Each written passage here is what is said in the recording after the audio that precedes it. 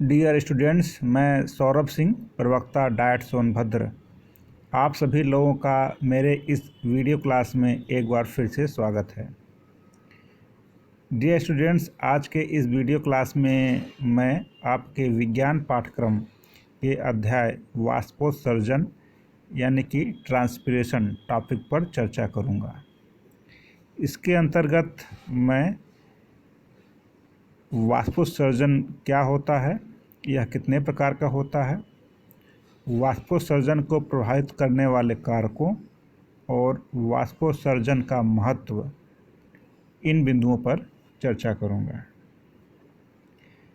जैसा कि हम सभी जानते हैं, जल अवशोषण की प्रक्रिया यानी कि असेंट ऑफ सैप की प्रक्रिया द्वारा सभी पौधे मिट्टी से जल का अवशोषण करते हैं और इसको अपने विभिन्न अंगों तक पहुंचाते हैं। पौधों द्वारा जल की अवशोषित मात्रा उसकी अपनी आवश्यकता से बहुत ही अधिक होती है। पौधे अपनी उपापचयी क्रियाओं में अवशोषित जल की कुछ मात्रा का ही उपयोग करते हैं और शेष जल को वाष्प के रूप में उड़ा देते हैं। पौधों के विभिन्न वायवीय भागों यानी कि एरियल पार्ट्स द्वारा जल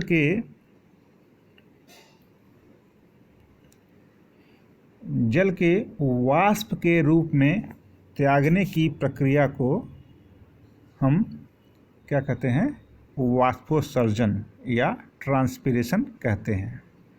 यानी कि पौधे के वायवीय भाग जैसे कि पत्तियां, तना, फूल, इन सब भागों से जल को वाष्प के रूप में त्यागने की प्रक्रिया को हम क्या बोलते हैं, वाष्पोत्सर्जन कहते हैं। और पौधे अवशोषित जल का लगभग 90% भाग वाष्पोत्सर्जन के रूप में उड़ा देते हैं और लगभग 1 से 5% जल का उपयोग अपने विभिन्न उपापचयी क्रियाओं में करते हैं। वाष्पोत्सर्जन की तरह एक प्रक्रिया होती है बिंदुस्राव यानी कि गडेशन। इसमें पौधे जल को द्रव के रूप में त्यागते हैं। अब हम चर्चा करते हैं वाष्पोत्सर्जन के प्रकार। वाष्पोत्सर्जन पौधे के रूट सिस्टम यानी कि जड़ के अलावा पौधे के किसी भी भाग से हो सकता है और पत्तियां जो होती हैं वाष्पोत्सर्जन की प्रमुख अंग होती हैं। वाष्पोत्सर्जन को हम मुख्यतः तीन प्रकार में बांट सकते हैं। पहला है रंध्री वाष्पोत्सर्जन या स्टोमेटल ट्रांसपिरेशन, यह हम स्टोमेटल ट्रांसपिरेशन। पत्तियां जैसा कि हम जानते हैं कि वाष्पोत्सर्जन के प्रमुख अंग होती हैं और पत्तियों की सतह पर क्या होते हैं, रंध्र यानी कि स्टोमेटा उपस्थित होते हैं, जिनसे रंध्रीय वाष्पोत्सर्जन यानी कि स्टोमेटल ट्रांसपिरेशन होता है। वाष्पोत्सर्जन की कुल मात्रा का 50 से 90% भाग इसी विधि द्वारा होता है। यानी कि जो पत्तियों पे जो स्टोमेटा पाए जाते हैं उनके जरिए जल डिफ्यूजन प्रक्रिया के द्वारा वायुमंडल में वाष्पित हो जाता है। तो स्टोमेटा के थ्रू जो जल को वाष्प के रूप में त्यागते हैं, इसी को बोलते हैं हम रंध्रीय वाष्पोत्सर्जन या स्टोमेटल ट्रांसपिरेशन। इसके बाद हम चर्चा करेंगे उपत्वचीय वाष्पोत्सर्जन या क्यूटिकुलर ट्रांसपिरेशन। जैसा कि हम सभी जानते हैं कि पत्तियों की ऊपरी सतह पर एक क्यूटिकल की लेयर पाई जाती है, परत पाई जाती है, और यह क्यूटिकल जनरली जल के लिए अपारगम होता है, यानी कि इनके जरिए जल पार नहीं हो सकता है। परंतु कुछ स्थानों पर ये जो क्यूटिकल होती है बहुत ही पतली अथवा टूटी हुई होती है, और जहाँ से जल की कुछ मात्रा वाष्प के रूप में विसरण द्वारा वायुमंडल में चली जाती है। तो क्यूटिकल के थ्रू जो ट्रांसपिरेशन होता है उसे हम क्यूटिकुलर ट्रांसपिरेशन या उपत्वचीय वाष्पोत्सर्जन कहते हैं, और यह कुल वाष्पोत्सर्जन का लगभग 3 से 9% ही होता है। इसके बाद है तीसरे प्रकार का वाष्पोत्सर्जन, उसे हम बोलते हैं वातरंध्रीय वाष्पोत्सर्जन। वातरंध्रीय वाष्पोत्सर्जन या लेंटिकुलर ट्रांसपिरेशन काष्ठी पौधों यानी कि वुडी प्लांट्स के तनों और शाखाओं की सतह पर कुछ छोटे छोटे छिद्र होते हैं जिन्हें हम वातरंध्र या लेंटिसल्स कहते हैं, और जब जल इन्हीं वातरंध्रों के जरिए वाष्प के रूप में वायुमंडल में चला जाता है या वाष्पित हो जाता है, तो इस प्रकार के वाष्पोत्सर्जन को हम वातरंध्रीय वाष्पोत्सर्जन कहते हैं, और यह वाष्पोत्सर्जन का लगभग 1% होता है। यहाँ पे 3 चित्र दिखाई दे रहे हैं। पहला चित्र है रंध्रीय वाष्पोत्सर्जन या स्टोमेटल ट्रांसपिरेशन से है। आप देख रहे हैं कि ये पत्ती है, पत्ती की सतह पर अनेक छोटे छोटे छिद्र होते हैं जिनको हम स्टोमेटा कहते हैं, और इसको जब हम इनलार्ज करते हैं, बड़ा करते हैं, तो इसके बीच में एक छिद्र दिखाई देता है। इसी के जरिए क्या होता है, जल वाष्प के रूप में वायुमंडल में डिफ्यूज होता है।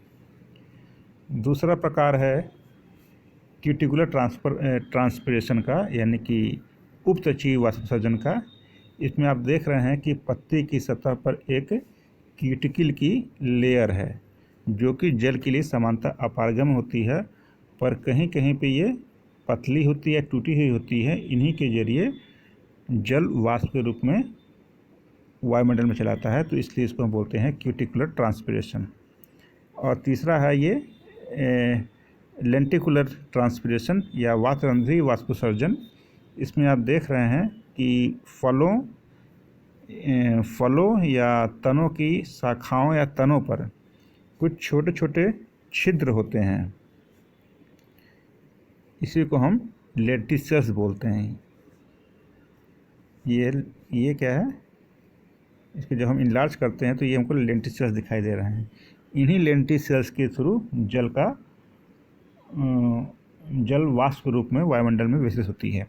तो इस लेंटिसल्स के थ्रू जो जल का वाष्पोत्सर्जन होता है उसे हम लेंटिकुलर ट्रांसपिरेशन या वातरंध्रीय ट्रांसपिरेशन कहते हैं, और यह कुल वाष्पोत्सर्जन का लगभग 1% भाग ही होता है। अब हम चर्चा करते हैं वाष्पोत्सर्जन को प्रभावित करने वाले कारक। वाष्पोत्सर्जन अनेक फैक्टर से प्रभावित होती है, जिनको हम 2 हेडिंग में बांट सकते हैं। वातावरणीय कारक यानी कि वायुमंडल से, यानी वातावरण से संबंधित कारक, जैसे कि वायुमंडल में कितनी आर्द्रता है, प्रकाश धीमा है कि तेज है, वातावरण का तापमान कम है ज़्यादा है, और वायु की गति कैसी है, और मृदा में जल कितना है, और वायुमंडलीय दाब। तो वातावरण से संबंधित कारक जो कि वाष्पोत्सर्जन को प्रभावित करते हैं उसको हम वातावरणिक कारकों में रखते हैं। और उसी प्रकार से दूसरा जो शीर्षक है वो है संरचनात्मक कारक, स्ट्रक्चरल कारक। मतलब पौधे की संरचनात्मक, मतलब पौधे की संरचना से संबंधित वो कौन से कारक हैं जो कि वाष्पोत्सर्जन को प्रभावित करते हैं। इसके अंतर्गत आता है कि पत्ती पर प्रति यूनिट एरिया में पाए जाने वाले स्टोमेटा की संख्या, जड़ तंत्र और मूल तंत्र का अनुपात और पत्ती की संरचना। अब हम चर्चा करेंगे वातावरण से संबंधित वे कारक जो कि वाष्पोत्सर्जन को प्रभावित करते हैं। इसके अंतर्गत सबसे पहले हम अध्ययन करेंगे एटमॉस्फेरिक ह्यूमिडिटी या वायुमंडलीय आता है, यानी कि वायुमंडल में जल की आर्द्रता कितनी है। तो रंध्रों से होने वाला वाष्पोत्सर्जन मुख्य रूप से आपेक्षिक आर्द्रता पर निर्भर करता है, यानी कि एटमॉस्फेयर में कितनी ह्यूमिडिटी है इस पर डिपेंड करता है स्टोमेटल ट्रांसपिरेशन। कम आपेक्षिक आर्द्रता पर वातावरण शुष्क होता है, जिससे क्या होता है कि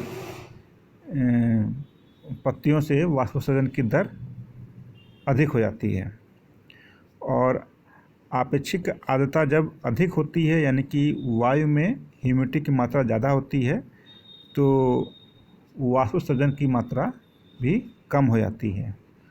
और यदि वायुमंडल क्या है, जल वाष्प से पूरी तरह से संतृप्त है, जैसे कि बरसात के मौसम में, तो इस स्थिति में वाष्पोत्सर्जन लगभग न के बराबर ही हो पाता है। दूसरा कारक है प्रकाश।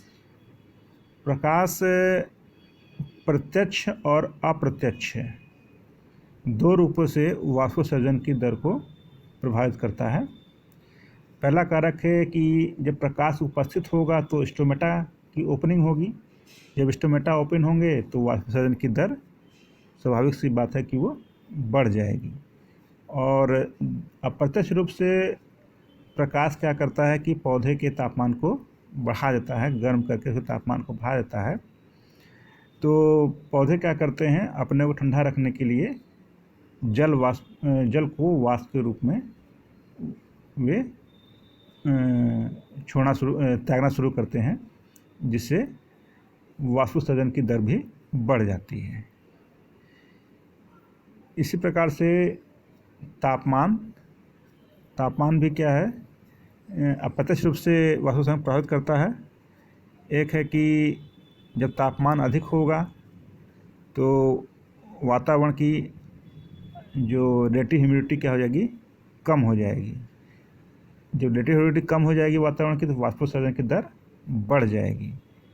और दूसरी बात है कि तापमान जब अधिक होगा तो पौधे का तापमान अधिक होगा और वो अपने जीवन को सुचारू रूप से चलाने के लिए अपने तापमान को कम करना चाहेगा, और इसके लिए वो जल को वाष्प के रूप में त्यागना शुरू करता है और उसके तरीके तापमान कम हो जाता है। परंतु इससे क्या होता है, वाष्पोत्सर्जन की दर बढ़ जाती है। दूसरा है वायु की गति, यानी कि स्पीड ऑफ विंड।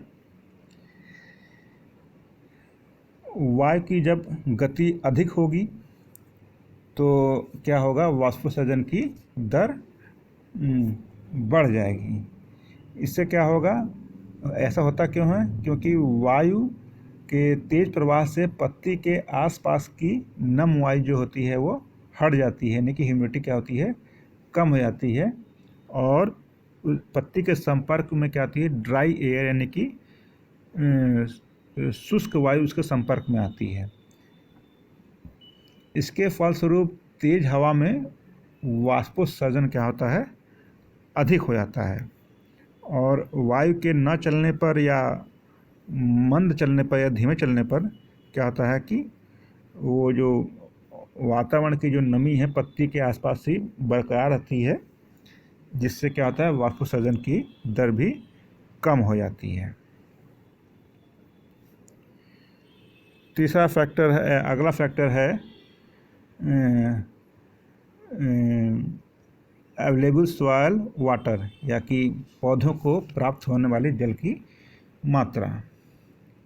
वाष्पोत्सर्जन की दर जो होती है मिट्टी में उपस्थित प्राप्य जल पर निर्भर करती है।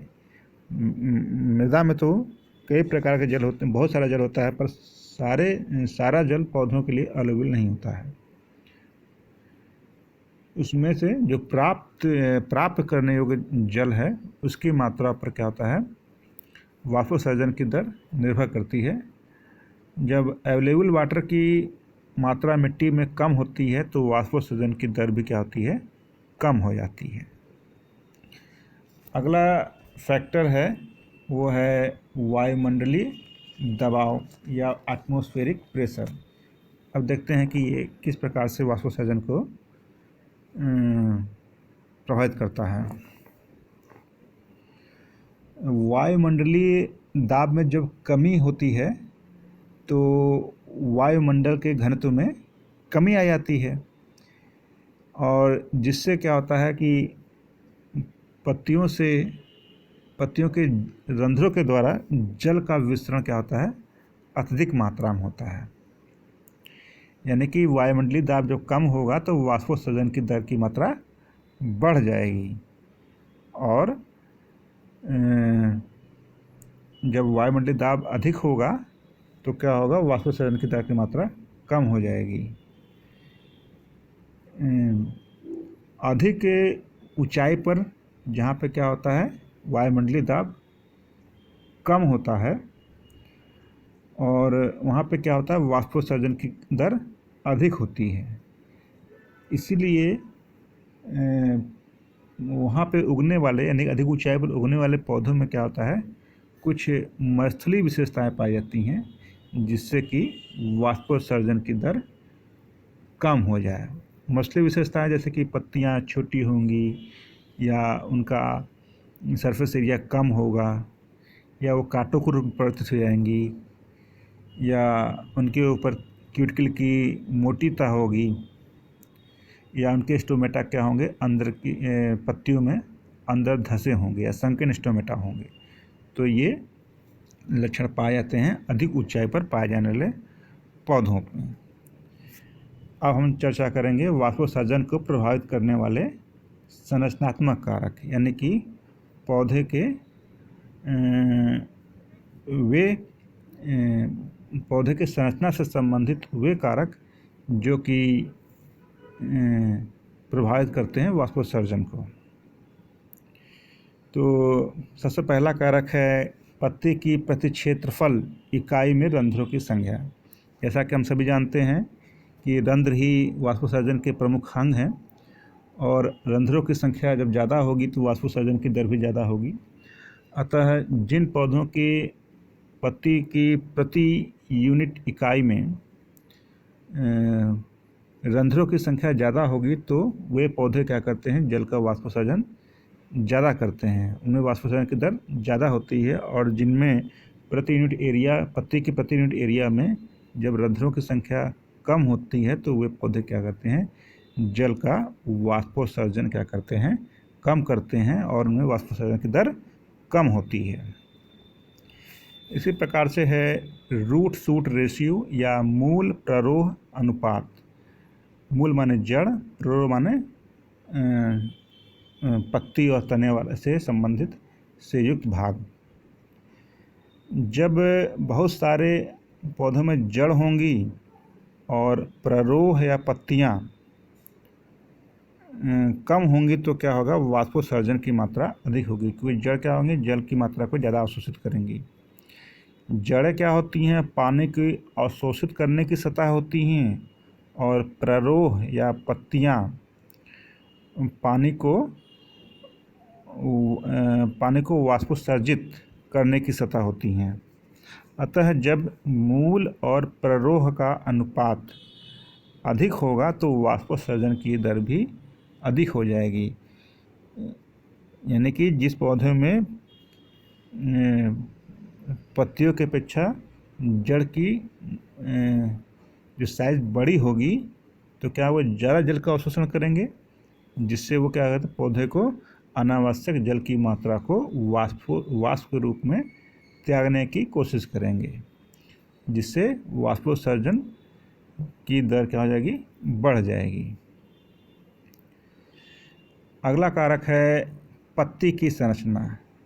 पत्ती में क्या खूबियाँ होती हैं जो कि वाष्पोत्सर्जन को बढ़ा सकती हैं या घटा सकती हैं।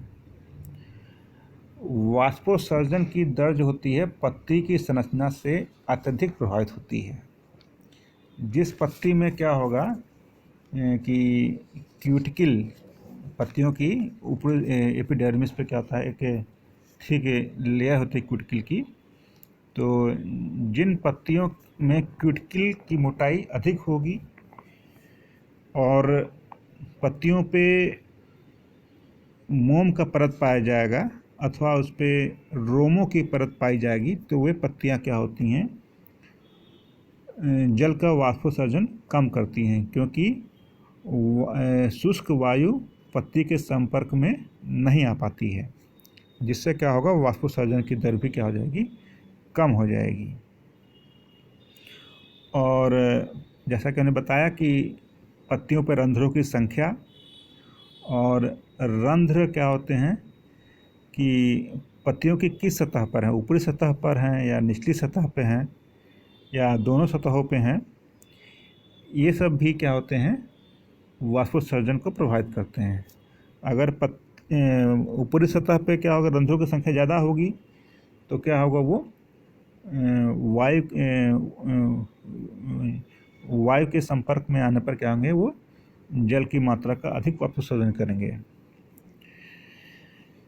वाष्पोत्सर्जन को कम करने के लिए मरुद्भिद पौधे, चूँकि मरुद्भिद भूमि में, मरुद्भिद वातावरण में, भूमि में और वातावरण में दोनों जगह पानी की बहुत ही कमी होती है, तो वे पौधे अपने आप को कुछ अपने कुछ रूपांतरण लाते हैं, मॉडिफिकेशन लाते हैं, जिससे कि वाष्पोत्सर्जन कम हो सके। इसके लिए क्या करते हैं, पत्ती की सरफेस एरिया को कम करते हैं, यानी पत्ती बड़े नहीं होंगे, छोटे छोटे होंगे, मांसल होंगे, उनके ऊपर रोमों की संख्या, बहुत रोम होंगे, यानी कि माइन्यूट हेयर्स होंगे, और उनकी जो एपिडर्मिस होगी वो मोटी होगी, और पत्तियां क्या होंगी, कांटों के रूप में परिवर्तित हो जाएंगी, और उनके स्टोमेटा क्या होंगे, धसे हुए होंगे, यानी कि संकीर्ण स्टोमेटा पाए जाएंगे। पौधों की संरचना से संबंधित कारक एक और है जो कि वाष्पोत्सर्जन की दर को प्रभावित करता है, वो है पत्ती का विन्यास, लीफ ओरिएंटेशन। यदि पत्तियों का विन्यास आपतित विकिरण यानी कि इंसिडेंट रेडिएंट के समकोण पर होता है, तो उन पर सूर्य की किरणें क्या होंगी, सबसे अधिक गिरेंगी। अब जो सूर्य की किरणें ज़्यादा लंबे समय तक गिरेंगी तो क्या होगा, स्टोमेटा ज़्यादा देर तक खुला रहेगा, ओपन रहेगा, और जब स्टोमेटा ओपन रहेगा तो क्या होगा, वाष्पोत्सर्जन की दर भी क्या होती है, अधिक हो जाती है। परंतु यदि पत्तियों का विन्यास इंसिडेंट रेडिएशन यानी कि आपतित विकिरण के समानांतर होता है, तो क्या होगा कि सूर्य का प्रकाश डायरेक्टली उन पर नहीं पड़ेगा, और इससे क्या होगा कि जो रंध्र होते हैं पत्तियों पे, वे क्या होंगे, कम खुलेंगे या कम देर के लिए खुलेंगे, जिससे क्या होगा, वाष्पोत्सर्जन की दर क्या हो जाएगी, कम हो जाएगी। तो इस प्रकार से हमने ये चर्चा किया कि कौन से पौधों के संरचनात्मक या स्ट्रक्चरल फैक्टर होते हैं जो कि वाष्पोत्सर्जन को प्रभावित करते हैं। अब हम चर्चा कर लेते हैं वाष्पोत्सर्जन का महत्व, सिग्निफिकेंस ऑफ ट्रांसपिरेशन। ट्रांसपिरेशन के संबंध में वैज्ञानिकों का मत एक नहीं है। कुछ मत इसे पौधों के लिए लाभदायक बताते हैं, तो कुछ मत इसको पौधों के लिए हानिकारक बताते हैं। जबकि अधिकांश वैज्ञानिकों का मत ये है कि वाष्पोत्सर्जन क्या है, एक आवश्यक बुराई है, एक नेसेसरी एविल है। यानी कि बुराई, ऐसी बुराई जो कि आवश्यक है पौधों के लिए। तो सबसे पहले हम चर्चा करते हैं वाष्पोत्सर्जन से हानियाँ। पौधे को वाष्पोत्सर्जन से क्या हानि है। वाष्पोत्सर्जन के कारण पौधे में पानी की कमी हो जाती है, जिससे क्या होता है, पौधे स्थायी या अस्थायी रूप से मुरझा जाते हैं। जैसे आपने देखा होगा कि गर्मी की दोपहर में क्या होते हैं, पौधे वो मुरझा जाते हैं, क्योंकि तापमान अधिक होता है, सूर्य का प्रकाश अधिक पड़ता है पौधों पर, जिससे क्या होता है कि वाष्पोत्सर्जन की दर काफ़ी बढ़ जाती है। और इससे क्या होता है कि पौधों के शरीर से अत्यधिक मात्रा वाष्प रूप में निकल जाती है, जिससे क्या होते हैं, पौधे वो मुरझा जाते हैं। कभी कभी स्थायी रूप से मुरझा जाते हैं या कभी कभी अस्थायी रूप से मुरझा जाते हैं। और कुल अवशोषित किए गए जल का पौधे लगभग 97% भाग वाष्प के रूप में खो देते हैं। अतः ये क्या हुई, एक प्रकार से ऊर्जा एवं जल की बर्बादी ही है। इसके कारण क्या होता है, मृदा में जल की कमी होती है, मिट्टी में जल की कमी जाती है, इस प्रकार से वो पौधों को ही हानि पहुंचाएगा। जैसे कि यदि एक पौधे मिट्टी के सारे जल को उड़ा देंगे, तो फिर बाद में उनकी सर्वाइवल के लिए मिट्टी में जल ही नहीं बचेगा, जिससे क्या पौधे मुरझा करके सूख जाएंगे। और मरूदभित्त पौधे यानी कि जीरोफिटिक प्लांट्स में वाष्पोत्सर्जन को रोकने के लिए अपने में अनेक प्रकार के स्ट्रक्चरल मॉडिफिकेशन करने पड़ते हैं। जैसा कि उन्होंने बताया कि अपने ऊपर उनको पत्तियों के ऊपर क्या होता है, क्यूटिकल की मोटी लेयर उत्पन्न करनी पड़ती है, और या पत्तियों के ऊपर मोम की लेयर पैदा करनी पड़ती है, या रोम को उत्पन्न करना पड़ता है, और अपनी पत्तियों की साइज को छोटा करना पड़ता है, कांटों को प्रयोग करना पड़ जाता है, जिससे क्या होगा, फोटोसिंथेसिस उसमें प्रभावित हो जाएगा। जब पत्तियाँ कम होंगी तो सीधी सी बात है कि फोटोसिंथेसिस के लिए प्रकाश की जो कम मात्रा मिलेगी पौधों को, जिससे क्या होगा कि पौधे अपना प्रकाश संश्लेषण की प्रक्रिया नहीं बनाएंगे। और ये इस रूपांतरण को करने के लिए पौधों को अपनी एनर्जी वेस्ट करनी पड़ेगी, जिस प्रकार से ये क्या है, पौधों के लिए एक प्रकार से एक बोझ के समान है। हम चर्चा कर लेते हैं वाष्पोत्सर्जन के लाभ क्या है। हमने तो भी हानियाँ देखा, अब देखते हैं वाष्पोत्सर्जन के लाभ क्या होते हैं। वाष्पोत्सर्जन अप्रत्यक्ष रूप से जल के अवशोषण को प्रभावित करता है। जब पत्तियों से जल वाष्प के रूप में वाष्पोत्सर्जित हो जाएगा, तो क्या होंगे, पौधे को अपने जड़ों के द्वारा जल के अवशोषण को क्या करना, बढ़ाना पड़ेगा। तो वाष्पोत्सर्जन की दर अधिक होने पर क्या होगा कि जल अवशोषण की प्रक्रिया भी तेज हो जाएगी। खनिज लवणों के अवशोषण एवं रसारोहण में वाष्पोत्सर्जन से सहायता मिलती है।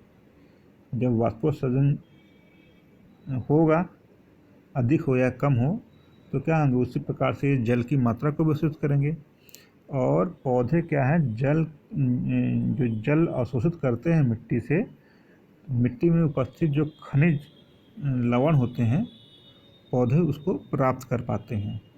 और वाष्पोत्सर्जन में क्या होगा, पौधे के विभिन्न भागों से वाष्पोत्सर्जन होता है, जिससे जहाँ जहाँ से वाष्पोत्सर्जन होता है, जिन भागों से होता है, वहाँ वहाँ क्या अवशोषित जल भी पहुँचता है, और अवशोषित जल के साथ क्या होता है, खनिज लवण भी पौधे के विभिन्न भागों तक पहुँचते हैं। दूसरा है कि पौधे के शरीर का तापमान नियंत्रित होता है। यदि अधिक तेज़ धूप होगा तो पौधे गर्म हो जाएंगे, पौधे गर्म होंगे तो उनके कोशिकाओं के अंदर उपस्थित क्या होंगे, एंजाइम्स होते हैं, वो क्या करते हैं, काम करना बंद कर देंगे। जब काम करना बंद कर देंगे तो उनकी जैविक प्रक्रियाएं प्रभावित होंगी।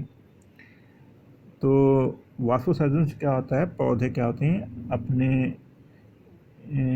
अपने जो शरीर की जो गर्मी होती हैं वो जल के जरिए वाष्प के रूप में शरीर से बाहर निकाल देती हैं, जिससे क्या होता है, पौधे का तापमान नियंत्रित रहता है।